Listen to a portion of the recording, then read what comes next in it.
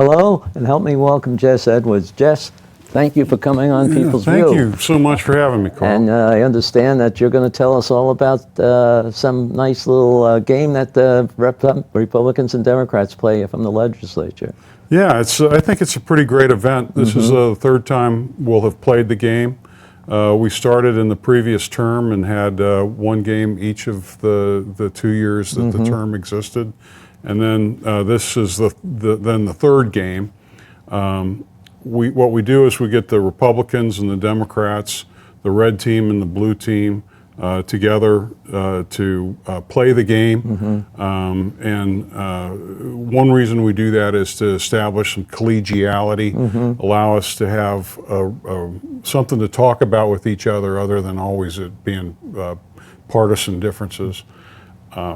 But then we also do more with it. We try to raise some funds. The last 2 years, we raised an average of $12,000 a year for the Liberty House. That's nice. So that was very nice. And the Liberty House has a great mission. For people who don't know it, I'd like to say a little bit about it later. But then the other big thing that we do is we try to honor our veterans. We're playing it on behalf of the veterans.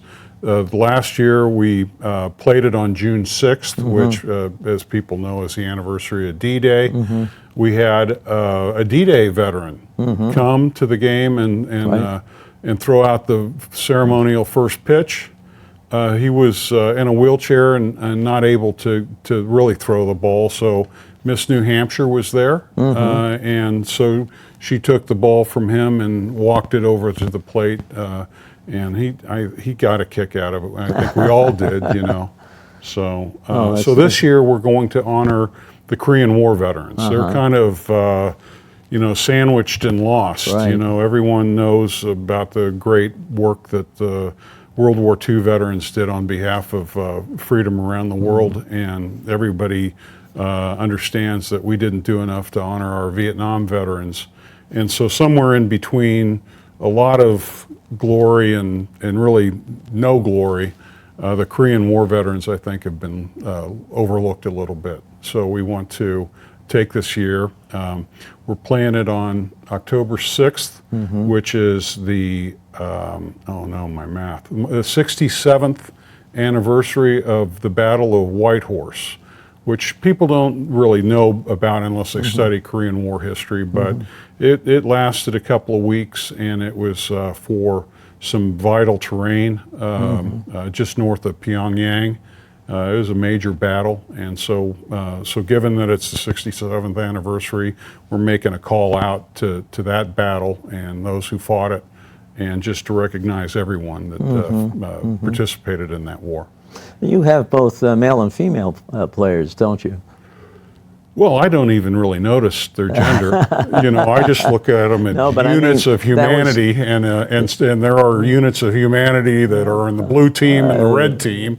But yeah, but just, I just kidding wanted aside. to make sure that everybody knew that we were absolutely. Welcoming everybody and anybody from either side that wants to play. Oh God, yeah. It's for active House Republicans, and because we had some issues with getting the blue team filled out in the past, we opened it up for the senators to play, which was a little bit of a mistake because we found out that Senator Dan Feltz is a heck of a ball player. He's a really good shortstop and can hit the ball wicked. So maybe he's too busy running for governor to play with us this year. That'd be pretty good. And then we're going to invite back the Honorable Don LeBrun. Don LeBrun is from this neighborhood, and he served many years. He was a Marine in the Korean War. He doesn't really talk much about it, but we're going to. We've asked him, and he's accepted. He'll throw out the ceremonial first pitch this year, and I think that's really appropriate. He's provided a lot of leadership to the Korean War Veteran Association, so it's really just great that we had the right guy to come in and do that with us. So this organization is, there'll be a fee to get in, and there'll be a raffle fee, a raffle to develop funds. If people want to participate, there'll be a 50-50 raffle there. It's not mandatory, but it's another chance for the Liberty House to make a little extra money. Our donations this year are really down from previous years for a few reasons, but so at the game, we're going to ask some to participate in donating on the day and do a 50-50 raffle. I should point out that Eversource really stepped up, and they gave us a very nice $500 donation that we'll end up giving to the Liberty House as part of a larger ceremonial check after the game. So okay. And who else? Anybody else going to be there? Do you have anybody else, any other people that well, other than mention? State reps? Yeah. Yeah, I mean, who needs to see them? But well, who are the managers of the teams? The managers, Ben Baruti for the blue team has been very active, and Ryan Buchanan, Democrat in Manchester, has stepped up here recently to provide some really great leadership. On the red team, we have Reed Pinsetti, who's played the game a few years. He's a retired naval officer, and so I'm glad Reed's doing that. He's really gotten the team practicing, and I think we're going to do okay. The other thing that we're doing is we're doing it in conjunction with the Civil Air Patrol. So the Civil Air Patrol is going to be there, and they're going to be the honor guard so that we can do the national anthem at the beginning of the game and the Pledge of Allegiance, which is appropriate when you're honoring veterans. And then the really cool thing that they offered that I didn't even think of, but I'm glad they did, they're going to do a flyover. Oh, yeah. Nice, so nice. We'll have our own flyover. I don't think it's going to be, a low-flying jet, but it'll still be, I think, a pretty nice little touch. Okay. And this is at the Budweiser? It is. It's the 6th of October, which is Sunday. This coming Sunday, since we're airing this or taping it on a Wednesday, I think today is. But it's the 6th. We'd like people to start getting seated at the Anheuser-Busch ball field. If you've ever been to the beer garden, it's just to the right of that, and then out in the grass, obviously. We'd like people to be seated around 1:30. A lot of the ceremonials will start before 2, and we should be actively playing the game a little after 2 o'clock. Okay. So. And is there any activity after the game?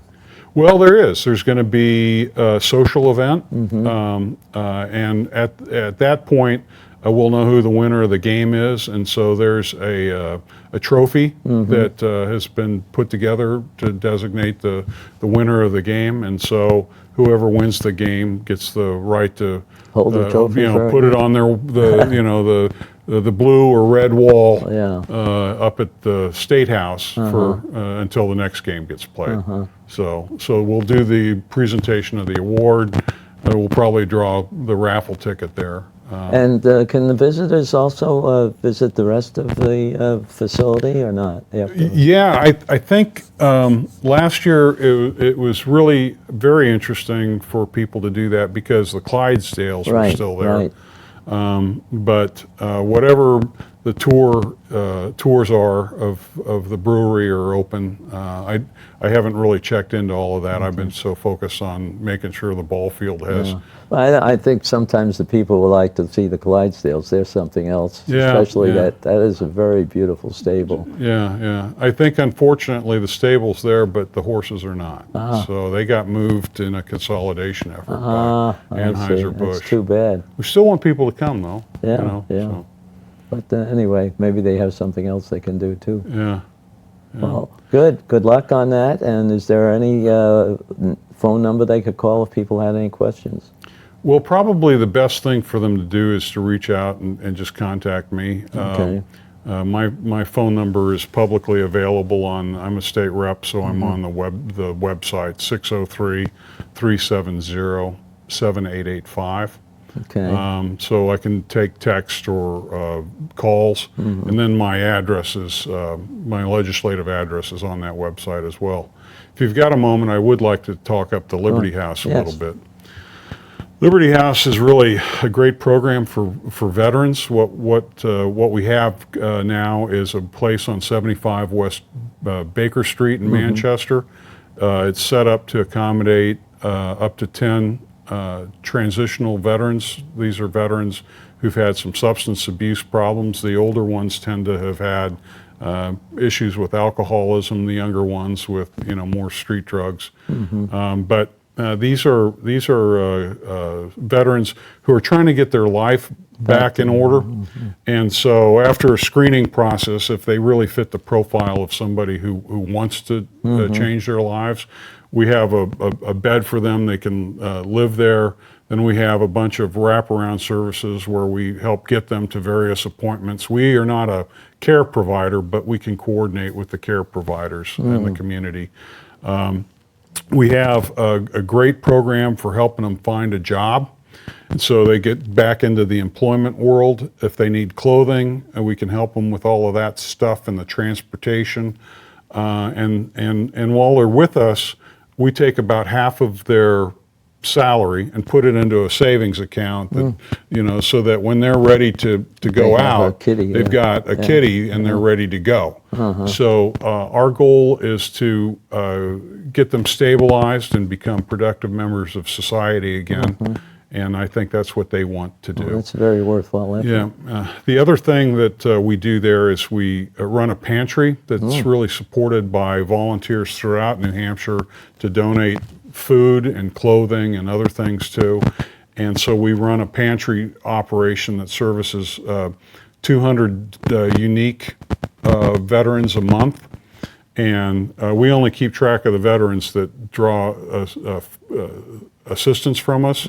But if it's for example, if it's a veteran with a family and they got food insecurity, then we're not just helping that one veteran, we're helping that veteran's family by helping him feed his family, or her family. And that's open to any veteran to come to 75 West Baker Street to get help. Okay, so that's something that people ought to hear about and spread the word. Yeah, no, I think generally the Liberty House has had really good visibility, and we just want to continue to help them maintain that visibility and get new help. Because there's always a need to remind people that even if you donated 2 years ago, thank you, but we need ongoing operational money. So if people can donate still, that would be great. They can contact me for details on how to do that, and we'll just consolidate it all under one big ceremonial check, or they can give directly. The main thing is that the Liberty House gets some help. Yeah. Well, I've been at the last two, so I think that people would enjoy it when they get there. Yeah. We try to keep it fun. Yeah. And we have Representative Tim Lang, who is a bit of an audiophile, and so he sets up a great professional sound system and plays really good music. You're going to have the same guy reading off the batting orders and stuff? Yeah, Bill. Bill is with the Liberty House, and he's done our play-by-play the last 2 years, does a great job. And seems to know a little bit about each batter, too. Yeah. And Mike Moffett, I want to give a shout out to Mike Moffett. This was really his brainchild a couple years ago, and it was obviously patterned after the congressional baseball game. Right. And he started this game before the shooting of Representative Scalise, and there was some issue on whether or not it was going to be a secure environment, and it has been. Absolutely no incidents. The Merrimack Police Department has just been great about having patrolmen in the area, and we try to give a shout out to them too. They, I think last year we got them out on the field and they did an arm wave. So it's always good to take care of our men in blue, men and women. It is. Well, good luck on this. I hope you really break the bank on your donations and everything, and it's a good service to do. And good luck to the Republicans making it 3.